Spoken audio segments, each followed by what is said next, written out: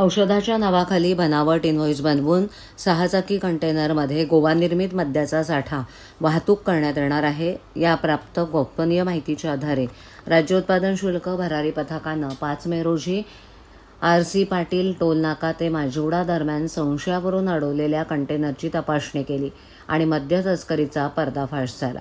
राज्य उत्पादन शुल्क पथकानं 6 चाकी कंटेनरसह 1450 मद्याचे बॉक्स हस्तगत करून वाहतूक करणाऱ्या दोघांना अटक केली आहे। गोवा निर्मित मद्याची तस्करी करणाऱ्या अटक आरोपी परगत सिंग करतार सिंग हा वाहन चालक असून आरोपी अमृतबीर सिंग हा सहकारी असल्याची माहिती राज्य उत्पादन शुल्क पथकानं दिली। राज्य उत्पादन शुल्क विभागाच्या कोकण विभाग ठाणे प्रवीण तांबे अधीक्षक राज्य उत्पादन शुल्क ठाणे यांना मिळालेल्या गोपनीय माहितीच्या आधारे मंगळवारी उत्पादन शुल्क विभागानं ही कारवाई केली। कंटेनरमध्ये रॉयल ब्ल्यू माल्ट विस्कीच्या 180 मिलीच्या सीलबंद बाटल्या आढळून आल्या। पथकानं या कारवाईत 1450 मद्याचे बॉक्स हस्तगत केलेत।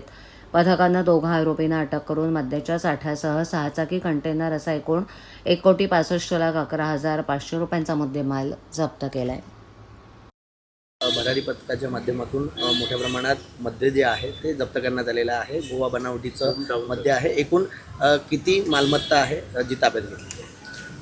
राज्य उत्पादन शुल्क विभाग ठाणे भरारी पथक क्रमांक 1चे निरीक्षक श्री महेश धनशेट्टी आणि त्यांच्या टीमला अशी खात्रीलायक खबरेमार्फत बातमी मिळाली की महाराष्ट्र राज्यातून गोवा बनावटीचे मद्याची वाहतूक होणार आहे। तर त्यांनी एका संशयित कंटेनरची तपासणी केली असता त्या कंटेनरमध्ये औषधांची वाहतूक होत आहे असं भासवण्यासाठी बनावट इनव्हॉइस त्यांना आढळून आलं।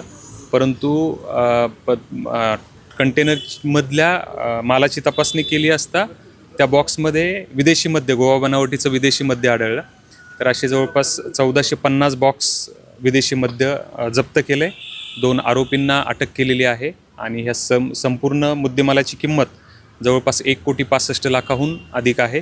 आणि पुढील तपास या प्रकरणाचा पुढील तपास श्री महेश धनशेट्टी आणि त्यांची टीम करते।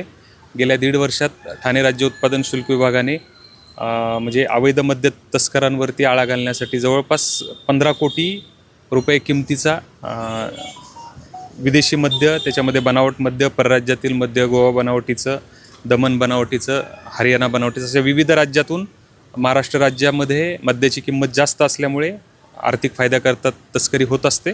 तर असं जवळपास आम्ही गेल्या 1.5 वर्षात 15 कोटी मुद्देमालाचं बनावट आणि परराज्यातलं मद्य जप्त केलेलं आहे।